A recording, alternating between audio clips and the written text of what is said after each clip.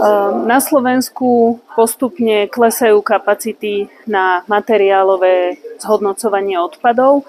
Keď sa bavíme o tých 80%, tam nie je presne jasné, že čo všetko tam je a koľko z nich je priamo priemyselný odpad, pretože do tých 80% nabiehajú vlastne stavebné odpady.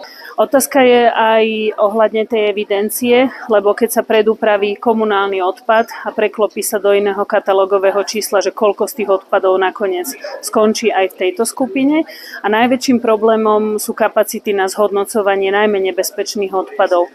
V rámci Európy reálne tieto štáty vlastne majú vybudované kapacity na energetické zhodnocovanie, ktoré my na Slovensku vôbec nemáme. Automobilový priemysel, či už sú to 4 fabriky, ktoré vyrábajú vozidlá, alebo aj naši dodávateľia, vlastne sa snažia v rámci hierarchie odpadového hospodárstva jednak predchádzať vzniku odpadov. Tam nám chýba legislatívny rámec na to, aby sme to mohli robiť rýchlo a efektívne.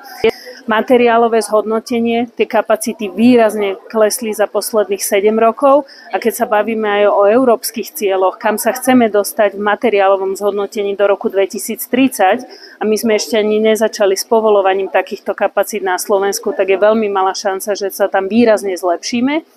No a ak ten odpad z toho priemyslu nie som schopná dať na materiálové zhodnotenie, tak ho chceme energeticky zhodnocovať. A na to nemáme kapacity na Slovensku. Aj keď trebárs Ministerstvo životného prostredia dlhodobo tvrdí, že máme dostatočné kapacity na energetické zhodnocovanie, bavíme sa stále len o komunálnom odpade a nie o tom priemyselnom, lebo nechceme to dávať na skládky.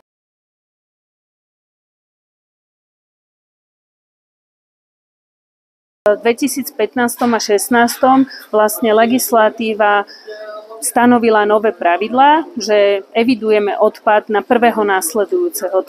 Ak ja vyprodukujem nebezpečný odpad a prvý následujúci mi dá kód nakladania R12, tak v rámci tohoto ďalšieho postupu nakladania s týmto odpadom očakávam, že mi skončí buď na R3 alebo R4, R5, podľa toho, aký druh odpadu ide.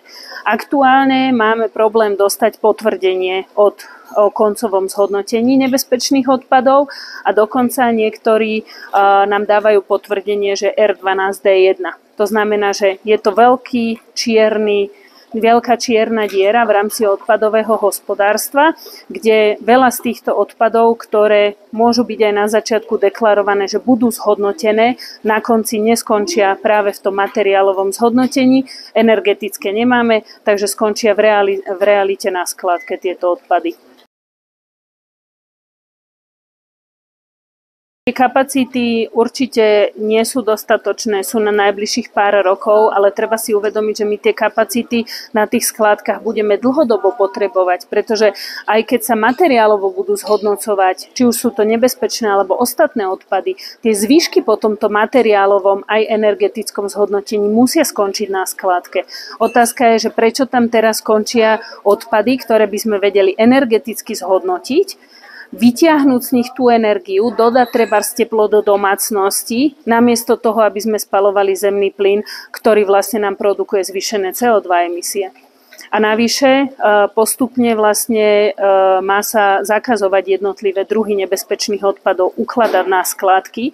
Tam je rok 2030, keď nemáme tie zariadenia a nezačali sme ich povoľovať. Sme v roku 2023, do roku 2030 čakajú nás toho len ďalšie infringementy. Je to téma veľká konkurencieschopnosti. Jednak európska legislatíva, trebárs ten reporting ESG sa stáva jedným z ukazovateľov, či tá daná spoločnosť chce investovať v danej krajine, aké tá krajina ponúka tie podmienky na to, aby sme vlastne vedeli čo najekologickejšie prevádzkovať tie zariadenia a následne potom aj ukazovať ten environmentálny dopad v danej krajine.